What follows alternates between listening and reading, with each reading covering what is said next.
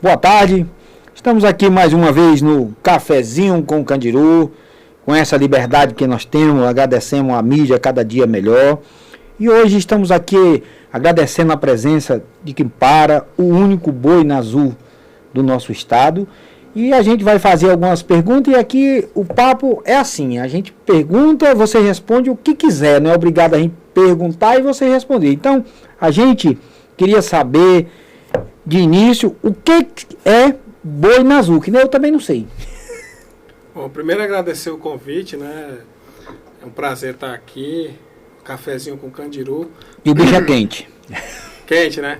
E dizer que boi azul, a gente tem a Nações Unidas, né? Que é a Organização das Nações Unidas, que trabalha no mundo inteiro. Que é a ONU. Que é a ONU, que é ajudando naqueles países, principalmente da África, que estão em guerra, estão sendo atacados. E a gente tem muitos brasileiros que vão para essa missão. Para ir não é fácil, porque você tem que fazer provas de inglês, de tiro. Então você é selecionado entre os policiais do Brasil, os do Exército, da Aeronáutica, da Marinha, e só vão aqueles selecionados. E aí em 2014 eu fiz esse teste, passei, graças a Deus. Como acriano, eu sou a única acriana que serviu.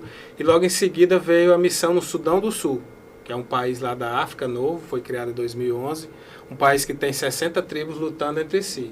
Ou seja, as tribos É uma maiores, guerra total, né? uma guerra total. E aí era a missão mais perigosa na época. E já foi a que veio para mim. E eu não escolhi, eu poderia ter escolhido uma para ir para outras missões menos perigosas, mas eu digo, não, já estou aqui, vou.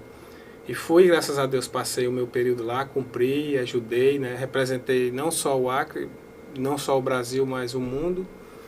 E recebi a medalha e hoje eu sou uma das poucas pessoas, na verdade, da Polícia Militar, o único que pode usar aquela boina azul, que é de pacificador. De pacificador. Então, já pegando essa carona aqui, esse gancho, eu não estou bem certo, mas eu acho que no início do governo, do final do Tião pro Gladys, era o senhor que estava na frente da PM, não era? Isso, no final do governo eu fui chamado para essa missão de ser o comandante da PM. A gente passava um momento crítico aqui de crimes, e aí aceitei. Alguns dizem até, por que o senhor aceitou? O senhor poderia vir depois? Eu digo, olha, nós militares, a gente está preparado sempre. Então não tem esse negócio de política, é porque é A ou B, não. Acho que a gente tem que cumprir a nossa missão da melhor forma possível. E eu como analiso, e eu vi que na época que o senhor assumiu, o senhor jogou um pouco duro e a violência acalmou, né? Isso, a gente ao final reduziu as mortes em 25%. E em 2018, se você lembrar, a gente tinha operações sempre constantes da Polícia Militar. O Detran estava na rua, o IAPEM estava na rua, a Polícia Civil, a gente trabalhava muito integrado. Tinha crime, porque às vezes você não consegue evitar. Quando um criminoso quer matar outro, a polícia pode ficar lá 12 horas. Se ela sair 5 minutos, ele mata. Então isso é uma coisa complicada. Mas a gente fazia operações em todos os locais, né? E trabalhou sempre em conjunto e eu saí com a consciência de ter cumprido a minha parte. Uma das coisas que o senhor acha, no seu ponto de vista, a facção manda no Acre? Olha, eu sempre falei isso. Eu entro em qualquer bairro, em qualquer horário, com a minha equipe e não tenho medo. Porque assim, o crime trabalha quando a polícia não está. Quando a polícia chega, ela chega com peso forte. Ela chega com trânsito, com BOP, com helicóptero, com toda a tropa. Se convocar, a polícia tiver 4 homens e a gente convocar 2.000 homens, eles vão estar prontos. E será que o crime vai estar pronto para combater? Não vai. Então, assim, quando dizem, a polícia não entra no bairro tal, mentira. Eu sempre falei isso. Polícia Militar do Acre entra em qualquer bairro. Eu, com a minha equipe, entro em qualquer bairro sem medo. Então, eu acho que o seu ponto de vista é quase o meu. Se tirar a política de dentro da instituição, a coisa se resolve, não é isso? Isso, a gente tem muitos problemas estruturais, né? Em todos o Brasil, a gente tem um problema de investimento, de valorização. Mas, como você falou, e também tem um problema nas leis, que eu acho, né? No meu ponto de vista, eu acho que as leis já foram endurecidas um pouco, mas tinha que endurecer mais para o criminoso. Porque eu vou dar um exemplo para você. No Japão, eu sou acriano de Rio Branco, mas meu pai é japonês, veio do Japão. No Japão, por exemplo, o sistema prisional, ele não é para o cara se ressocializar de imediato. É para ele refletir O que ele fez? Como é que um cara mata e estupra uma criança e já vai se ressocializar? Não, ele tem que saber que ele fez uma coisa errada. E para isso, o sistema é duro. Ele tem que ter toda uma reabilitação e tem deles que não tem jeito, né? A gente sabe. E aí aqui a pessoa comete o crime e já quer ressocializar. Claro, vai ter o período de ressocialização. Mas ele também tem que ter o período de compreensão de que ele fez uma coisa grave. Né? Uma coisa gravíssima. Você matar outra pessoa, você estuprar uma criança, são coisas muito graves. Então, quando a gente fala que a política tem que sair de dentro da instituição, é porque é assim, não é o caso de o político fazer a lei e não querer endurecer, mas ele tem que pensar, não é só nele hoje, é no filho e no neto, na nossa sucessão. Você é filho de parente japonês, mas você é criando, certo? Então, a descendência ainda está aí como japonês. Se olha para você, só não está rasgadinho 100% porque já é a tradição. Está 60%. Então, o que eu queria saber de você, falar um pouco desse seu livro aqui. E ele está à venda. Como é que está esse livro? Esse livro ele é Endomarketing, o caminho da implantação. Está à venda assim na Paim, ele foi lançado em 2018. E ele fala sobre endomarketing. O que é o endomarketing? O marketing você faz para o cliente externo, para comprar. O endomarketing é dentro da empresa. Então, como é que, um exemplo, se eu pegar a polícia militar, como é que um policial militar vai trabalhar motivado, se dentro ele não tem uma valorização? Como é que um funcionário de uma loja, por exemplo, de uma Havan vai trabalhar, vai atender bem o cliente se ele não está satisfeito? Então, o endomarketing é isso, é a valorização do funcionário. Ele tem que estar motivado, ele tem que gostar da empresa, ele tem que se sentir dono. Ele tem que... o funcionário do supermercado, ele é estoquista, mas ele passou, viu um iogurte jogado no chão. Aí ele vai dizer, não, eu sou de outra parte, não vou deixar. Não, ele tem que ir lá e limpar, porque ele é da empresa. Então, é essa preocupação. Então, aqui, ó, esse livro aqui, vou pedir para o nosso governador comprar e distribuir na saúde, na educação, nos comissionados dele. Tá precisando. Porque a gente chega num canto desse, vocês estão mais doentes do que a gente que vai lá.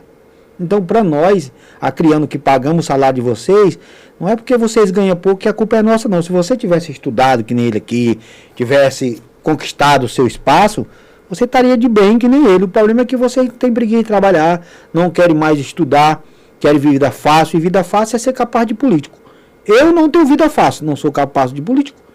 Então, vamos continuar aqui o nosso bate-papo e perguntar para o senhor. O senhor hoje tem orgulho de ser policial. Se o senhor fosse policial hoje, soldado, vamos começar. O senhor fez um concurso para a polícia. Amanhã o senhor queria estar dentro de um gabinete de deputados ganhando sem trabalhar, que nem tem bombeiro lá fora do país fazendo curso de chefe de cozinha. E por que ele fez o curso de realmente de polícia e bombeiro? O senhor tem como explicar isso para a gente dentro da sua hierarquia? Eu entrei na Polícia Militar, né, eu até estava falando esses dias que foi curioso. Eu vi um cabo, eu ia para uma aula e vi um cabo no ônibus e vi ele bem apresentado, um exemplo, um cara policial padrão, né, como a gente fala. E eu digo, eu quero ser soldado. Aí teve o concurso para oficial, eu fiz, não tinha academia aqui, eu estudei na Bahia, em Salvador. E retornei e tenho muito orgulho de ser policial. Se tivesse que escolher essa carreira, talvez poderia estar até em outra carreira que financeiramente fosse melhor. Mas, graças a Deus, eu tenho orgulho de ser policial do Acre, de ter representado o Acre.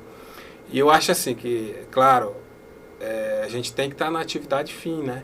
Atividade fim, nossa, eu quando fui comandante eu tinha grandes dificuldades com isso, de trazer a tropa para a atividade fim. Mas é como você falou, politicamente isso é muito difícil. E às vezes fica difícil de você trazer mesmo. Eu tinha intenção de ser político. Eu desisti de ser candidato porque quando você lança o nome, a pessoa já lhe pede remédio, botija de gás, talão de luz. Parece que ele perde a família, é o que tem que assumir. E a PM, ela tinha que ter um regimento interno, que nem eu, como deputado, eu ia fazer, como estadual ou federal, e a primeira coisa que eu chegar lá era botar a lei do toxicológico aqui. Porque quantos caminhoneiros nós temos hoje que não pode dirigir por causa de um simples arbite que toma daqui. E nós temos policial hoje em condição precária, e ainda continua vestindo a farda. Com certeza. Então ele não está preparado, tem que fazer um tratamento. E eu acho que isso era a solução para essa categoria, que é uma categoria boa, uma categoria que a gente confia, uma categoria que a gente precisa, não é isso? Isso, a Polícia Militar do Acre, na última pesquisa que eu tenho conhecimento, ela é considerada a polícia mais honesta do Brasil, porque o índice de corrupção é muito, muito, muito baixo. Ixi. Então, a gente tem orgulho de ser policial militar do Acre, eu concordo com você, não só sobre essa questão, inclusive a Polícia de São Paulo já tem isso, de mês em mês é feito esse exame. A cada 6 meses, né? É feito esse exame.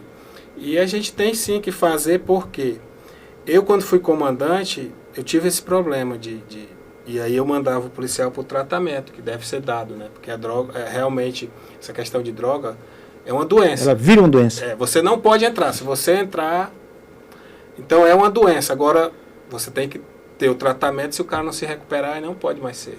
Não só policial, mas qualquer funcionário. Você não vai exercer bem. Eu vejo a dificuldade da polícia no município de Feijó.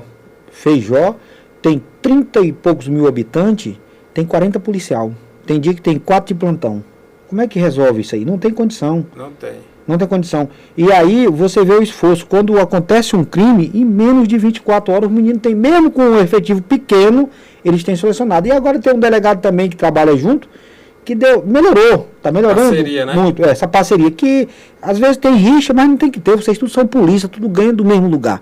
Tem que ser pacificador, unir forças para defender as pessoas. Mas aqui, nós já falamos disso, agora vamos falar do futuro político, do seu futuro não político. Hoje é aposentado, está encostado. Eu fui para a reserva e a gente está aí, né? Eu fiz a OAB agora, que como eu sou formado em Direito, na polícia você não pode atuar. Agora pode. Aí eu fiz a prova da OAB, depois de muitos anos formado, mas graças a Deus a gente passou e, se Deus quiser, daqui uns dias a gente pode estar advogando aí. E sempre atento nessa questão, como você falou, concordo com muita coisa que você falou aí. Hoje é difícil você ser político. Você vai no local, a pessoa só pensa em dinheiro. Então parte primeiro do eleitor. Eu sempre falo, 30%, isso é uma coisa minha, é um dado meu. É seu. 30% da população vota corretamente. Ela vai olhar se o cara é honesto, se o cara não tem passado criminoso. Agora, infelizmente, uma maioria vende o voto. Só que eu fico pensando, o cara vende o voto, vamos dizer, por R$200, ele vende 4 anos da vida dele. Dividido por real? Dividido por real, centavo. Porque a saúde e a educação que poderia chegar para ele, não vai chegar, porque se ele pedir do político, o político vai dizer, meu filho, o que é que tu quer? Não, eu vim aqui pedir para o senhor me ajudar, mas eu te comprei, te dei R$100, tu tem que ficar calado 4 anos. Então eu sempre falo, pessoal, não venda a sua ilusão, e nem a minha, nem a dos outros, porque você não só vende a sua, você vende. Vote no melhor candidato, analise a vida, pesquise. Ah, é o Candiru? Tá. Candiru, da onde é o Candiru? É de Feijó? Ah, eu tenho um amigo em Feijó. Quem é esse Candiru em Feijó? Ah, é um cara gente boa? Não, esse cara é enrolado, é cachaceiro. Você tem que analisar, porque o cara não vai ser um bom representante. Tem se ele já tem exemplo. Então eu sempre falo isso. Meu pai, como eu falei, veio do Japão, e no Japão tem muito essa questão da honra. Família, né? Meu pai dizia, meu filho, honre o seu nome, respeite os mais velhos, seja humilde. Isso ele passou para toda a família, e a gente procura sempre fazer isso. Eu sempre digo, eu não vou ser conhecido quando eu partir para o mundo espiritual, né, como a gente fala. Eu não vou ser conhecido, eu não quero ser conhecido como coronel, como comandante. Isso aí para mim, eu quero que alguém chegue e diga, não, eu gostava dele, porque um dia eu estava precisando e esse cara me ajudou. Então, o que você faz pelo próximo, para mim é o que realmente importa. Tem muitas pessoas que quando partir eu vou dizer, poxa, aquele cara... Gente fina. Esse é o próprio Veríssimo é um. Esse cara, quando eu estava com a minha filha com câncer em São Paulo, aqui, quando eu soube da notícia, eu chamei ele. Eu fiquei, minha filha de 3 anos estava com câncer na cabeça, com um tumor de 3 centímetros. Né? Eu fiquei, aí esse cara sentou comigo e disse, não, vamos. Aí eu estava lá com a minha filha em São Paulo, esse cara disse assim para mim, coronel, o senhor está precisando de quanto? Se eu não tiver, eu vou fazer um empréstimo para o senhor. Então, quando eu era comandante, eu era coronel, comandante, ele era tenente. E, às vezes, algumas pessoas olhavam e diziam, poxa, mas o coronel tem amizade com o tenente, é próximo. O cara é meu amigo. Isso é o quê? Amizade. E humildade. E humildade. Então, eu falava sempre assim, eu digo, esse é um irmão meu e eu tenho outras pessoas que quando partir eu vou lembrar. O Veríssimo, naquele dia que eu estava com a minha filha lá em São Paulo, o cara lembrou de mim, perguntou se eu precisava de dinheiro. Eu nem estava precisando. Mas o cara se colocou à disposição. Isso aí não tem preço. Isso é raro no mundo de hoje, né? É raro, hoje é raro. E eu tenho muitos amigos que fazem, então eu quero ser lembrado por isso, não quero ser lembrado pelos meus cargos. Pelas mazelas da vida. Não, entendeu? Então ninguém é melhor do que ninguém, você tem que ser humilde, respeitar as pessoas. Qual religião o senhor frequenta? Não, desde criança eu fui criado na Igreja Presbiteriana do Brasil. Sou evangélico da Igreja Presbiteriana. É aquela que fica ali na floresta, que tem uma cruz na frente, uma igreja bem... E eu sempre falo, uma igreja que fala de Deus, pregar a palavra de Deus e ter a Bíblia como representação, por mim... Não qualquer ordem é ordem, né? Qualquer ordem é ordem. Eu digo presbiteriana porque desde criança eu agradeço a Deus e a igreja que eu fui criado na Baixada, no Palheiral. Então assim, eu fui criado no meio do tráfico, tinha traficante na minha rua, tinha perto da minha casa... E graças a Deus eu estudei no Serafim, né, que é o bairro ali. Graças a Deus eu nunca... Deus me tocou e me protegeu. Nunca nem me ofereceram droga. Para vocês verem, gente, olha.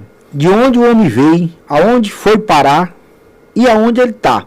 Então, quer dizer, a dignidade humana é a coisa mais fácil que tem de se definir.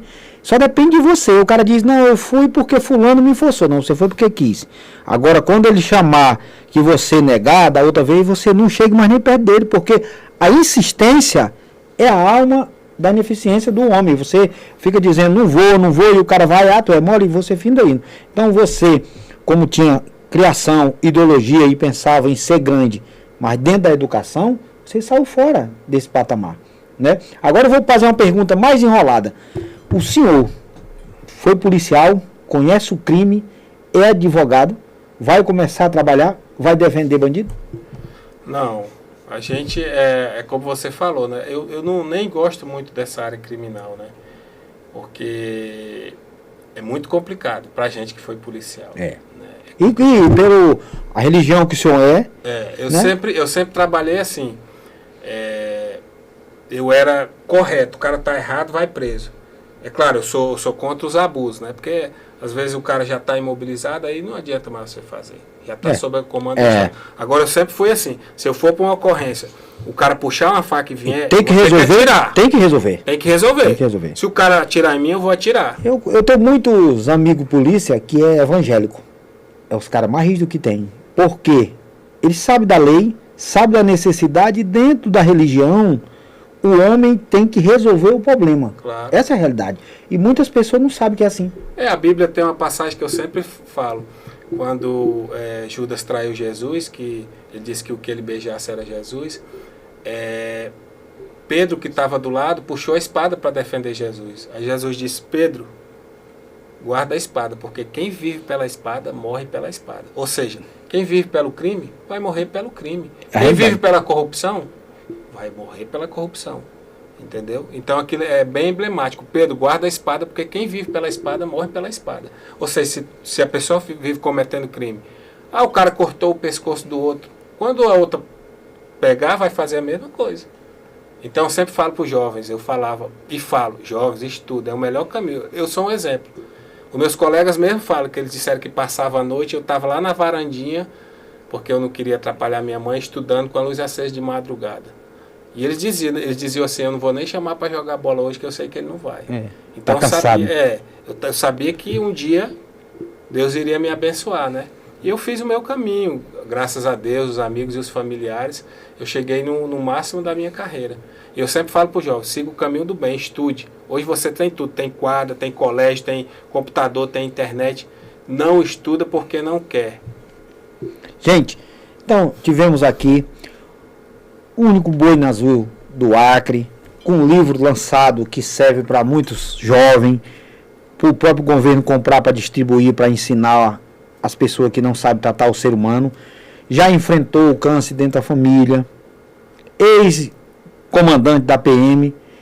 E eu queria dizer para o senhor, eu agradeço a sua presença aqui, pela sua humildade, e qual recado o senhor tem para a juventude nos seus agradecimentos aí. Porque ficar muito grande fica chato. A coisa tem que ser pequena, que é para todo mundo assistir, né? E eu agradeço aqui pela sua humildade, por onde o senhor passou, o que o senhor analisou no mundo das guerras. E quando você vai para uma situação que nem o senhor foi, o senhor vê que a vida humana realmente não é nada. O ser humano briga por nada. Verdade. Primeiro agradecer o convite, Candiru, e se colocar à disposição, parabenizar aí esse café com Candiru. né, se colocar à disposição e falar isso, que eu vou terminar com uma cena que eu vi quando eu estava na missão lá na África. Eu estava um dia de serviço no portão principal com uma equipe que tinha pessoas da Índia, da Suécia, da Suíça, e aí chegou uma criança de 8 anos com uma trouxinha de roupa. E como lá são vários dialetos, ele não falava inglês, que era na ONU se fala inglês e francês, mas a minha missão era de inglês. E aí tivemos que chamar uma pessoa, e a pessoa perguntou para ele o que houve. E a criancinha falou: o meu pai morreu na guerra, lá no Sudão do Sul. E a tua mãe? Não, a minha mãe não aguentou, cometeu suicídio. E você? Disse: eu vivo sozinho, eu vim na ONU pedir ajuda, no portão. Né? E não podia entrar porque as outras tribos poderiam até matar ele. E aí a gente fez até uma cotinha de dinheiro, deu para um rapaz ficar cuidando dele até que os trâmites passassem. Ele estava com muita fome, né? E aquilo ali ficou marcado para mim, que já moro num país que acontece isso. Imagine para uma pessoa da Suécia, da Suíça, da Noruega, que nunca viu esse tipo de coisa. Né? A miséria batendo na porta, miséria né? batendo na porta. Então aquilo ficou muito marcado na minha vida, né? Para dizer isso, que a gente tem que ser humilde, respeitar as pessoas, trabalhar sempre certo, da melhor forma possível. Os jovens têm que investir realmente no estudo, na educação. Porque outro caminho, esse negócio de organizações criminosas, isso aí só vai levar você à morte. Só tem 2 caminhos, cadeia e morte. Estude para você ser o futuro governador, o futuro comandante da PM, que você vai conseguir. Pois é, gente. Olha, em cima das palavras dele, eu queria dizer e insultar ele, que eu gosto de insultar as pessoas quando passa aqui que tem ideologia, que se Deus quiser nós vamos curar o nosso estado com esse governo que vai sair, nós vamos botar outros novos políticos, e dizer que eu vou convidar o senhor, muitas vezes eu vou encher seu saco para o senhor dar uma palestra lá naqueles bairros periféricos, quando a gente organizar, e o senhor levar um livro desse aqui, a gente manda até fazer para dar para as pessoas, para sortear, para mostrar o que o estudo vale, o que é a vida humana. Se você analisar, você não usa droga, você não participa do mundo criminoso. Isso é um conhecimento meu, que eu fui malandro também, de brigar, jogar bola e tal, mas no dia que a malandragem ofendeu minha família, eu me afastei de vez e disse: eu não sou diferente, sou um ser humano que tenho que ajudar as pessoas, não fazer o mal para as pessoas. Um abraço a todos e fique com Deus.